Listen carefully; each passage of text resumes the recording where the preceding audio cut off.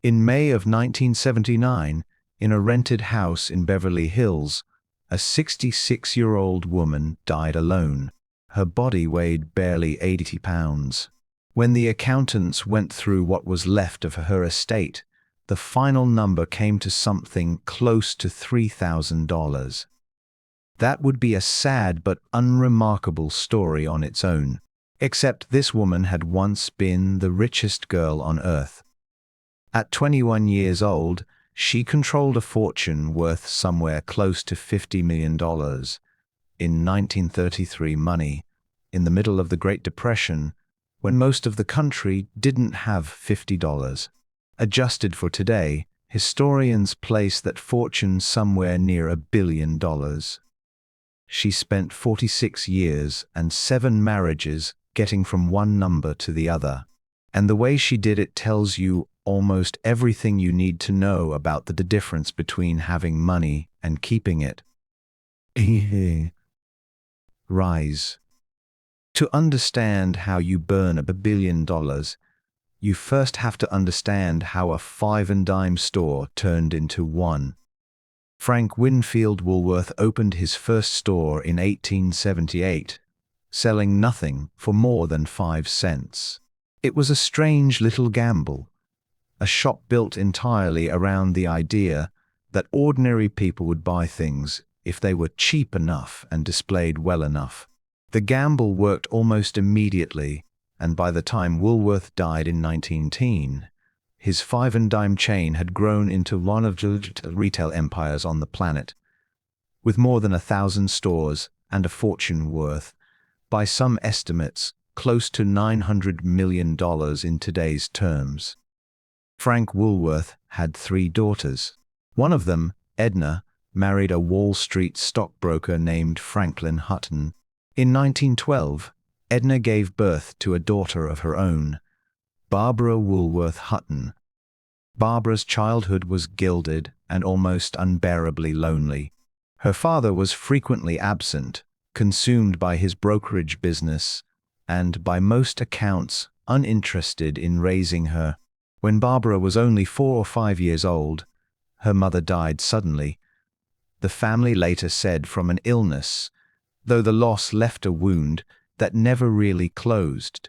Barbara was raised largely by relatives and household staff in a life defined by wealth and by absence, in roughly equal measure. The money kept arriving whether anyone was paying attention to the little girl or not. In 1924, her grandmother left over $26 million in trust for Barbara. Her father, managing the funds, grew that trust considerably over the following years. Helped in part by his own good timing, the family sold down stock ahead of the 1929 crash, sparing Barbara's fortune from the disaster that wiped out so many others.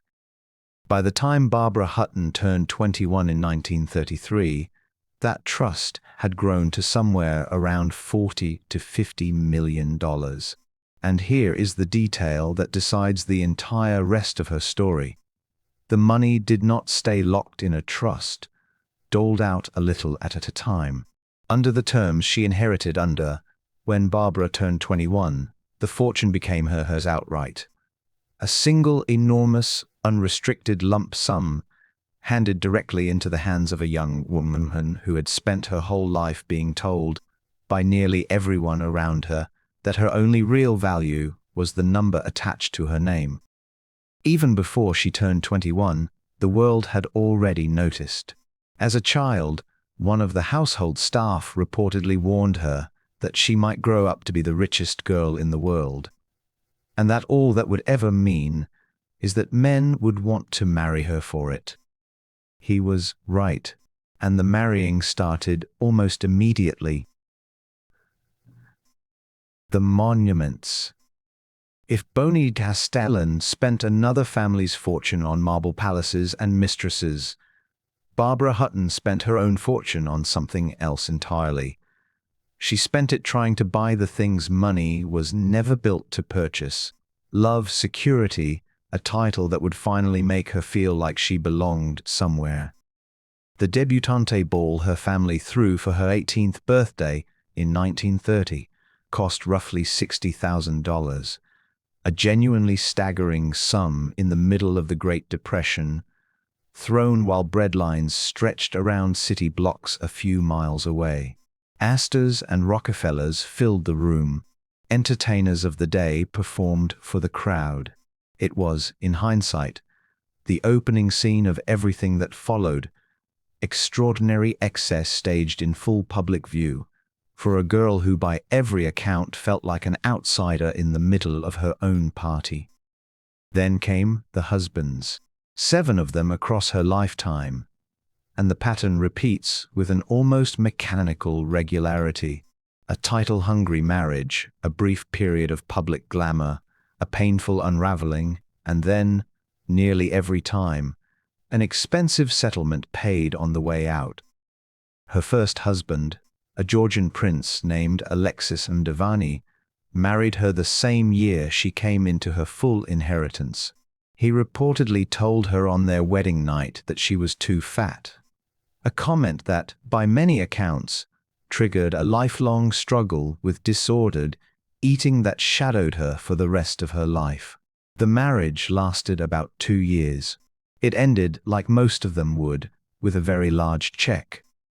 Her second husband was a Danish count, Kurt von Hogwitz Reventlow, with whom she had her only child, a son named Lance.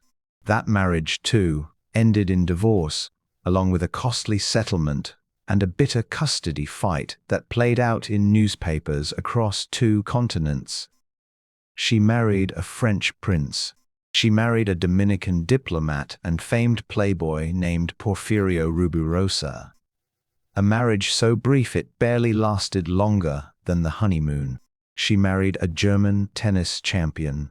She married yet another prince. Along the way, there were mansions on multiple continents, an extraordinary personal jewelry collection that at various points included pieces once owned by European royalty, and a lifestyle built to project the image of a woman who had everything. Of her 7 husbands, only one, the actor Cary Grant, to whom she was married for a few years in the 1940s, left the marriage without taking a settlement. It's often noted as the one small mercy in the entire pattern, and also the exception that proves how consistent the rule otherwise was. Every one of the other 6 departures cost her, not because any single settlement on its own enormous enough to sink a $50 million fortune, but because the pattern never stopped. Marriage, spectacle, collapse, payout. Marriage, spectacle, collapse, payout. Year after year, decade after decade, the fortune bled from a dozen directions at once, and nothing was ever built to stop the bleeding. So ask yourself the question the story keeps circling back to: how do you spend $1 billion in today's terms and end up with 3,000? The answer isn't one single catastrophic mistake. It's the complete absence of anything standing between the money and the world trying to take it. The mechanism. Here is the plain, unglamorous fact that explains everything else. Barbara Hutton's fortune had no lock on it. Compare her for a moment to a story from a generation earlier, the American heiress Anna Gould, whose robber baron father, Jay Gould, wrote a will that divided his fortune into trusts his children could never fully access. His daughter married a French count who spent millions of dollars of her money on parties and palaces and mistresses, and still, when the marriage ended, she walked away wealthy, because the core of the fortune had never actually been hers to hand over. It was locked in trust, generating income for her to spend, but permanently out of reach of anyone who might try to take it. Barbara Hutton's inheritance worked the opposite way. When she turned 21, the money didn't convert into an income stream from an untouchable trust. It converted into cash, stock, and property, hers outright, to sign away however she pleased. and a young woman raised to believe her only real value was financial, surrounded for her entire adult life by people angling for a piece of that value, was handed the one thing that made every single one of those people's job easy: full, unrestricted access. Think of it like the difference between a reservoir with a dam and an open river. A trust with a locked principle is a dam. Water can be drawn off the top for income, but the reservoir behind it stays full no matter how much anyone draws down. An outright inheritance, handed over in one lump sum with no restrictions, is an open river. Anyone standing downstream with a bucket can take as much as they want, and there's no gate anywhere to stop them. Barbara Hutton spent her entire adult life standing at the edge of an open river, and for 46 years, an unbroken line of people stood downstream with buckets. It wasn't just the husbands either.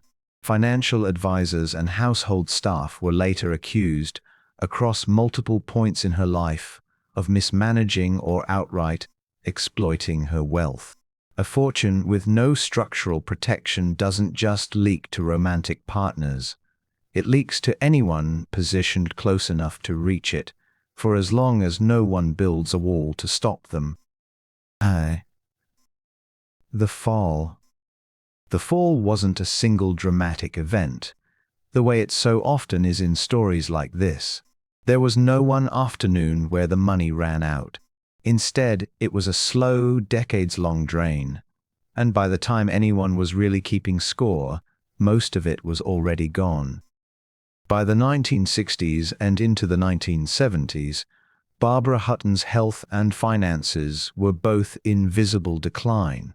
Years of struggle with disordered eating, substance dependency, and the accumulated weight of failed relationships had taken a serious physical toll.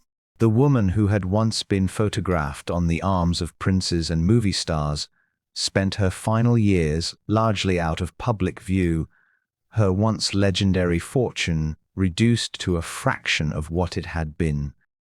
There was one devastating personal blow layered on top of the financial one. Her only son, Lance Reventlow, died in a plane crash in 1972.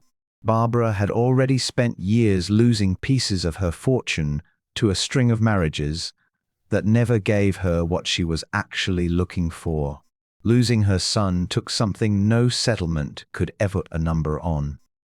When Barbara Hutton died in May of 1979, the accounting of what remained came to a figure widely reported at close to $3,000. A woman who had once controlled a fortune worth what would be close to $1 billion in today's money died with barely enough left to cover a month's rent. 46 years, 7 marriages, one of the largest personal fortunes of the 20th century, reduced in the end to a number you could fit on a grocery receipt. The contrast. Now hold that ending up against another heiress from a generation before her, because the difference between them is the entire lesson. Anna Gould, daughter of the reviled railroad speculator Jay Gould, married a French count named Bonny de Castellan in 1895, who spent what may have been as much as $10 million of her money. Pink marble palaces, extravagant parties, mistresses showered in jewels. On paper, it should have been an even faster collapse than Barbara Hutton's.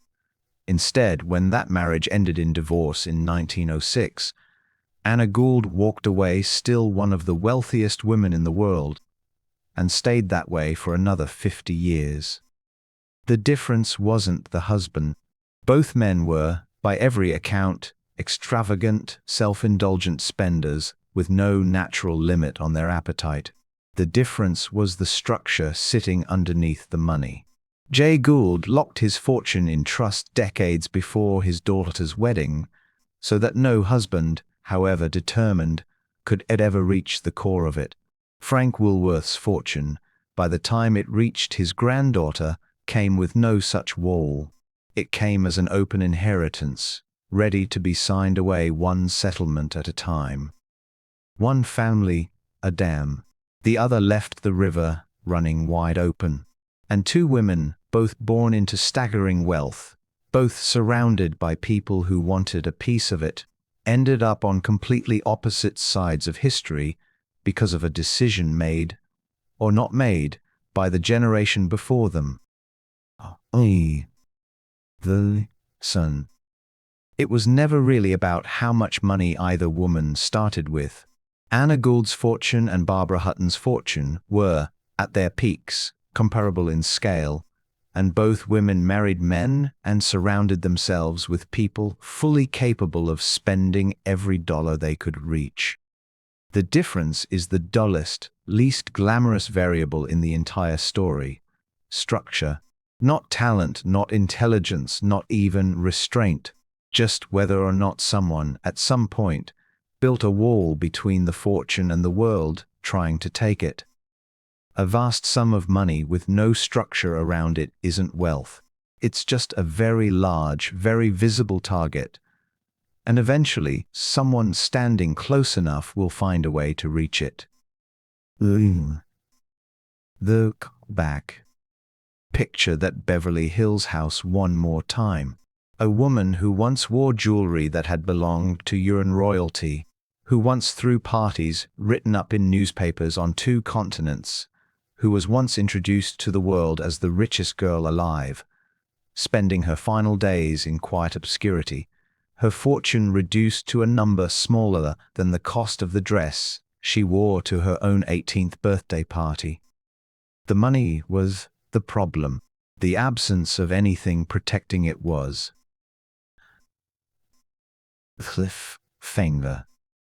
Barbara Hutton isn't the only heiress in American history who inherited an empire with no wall built around it.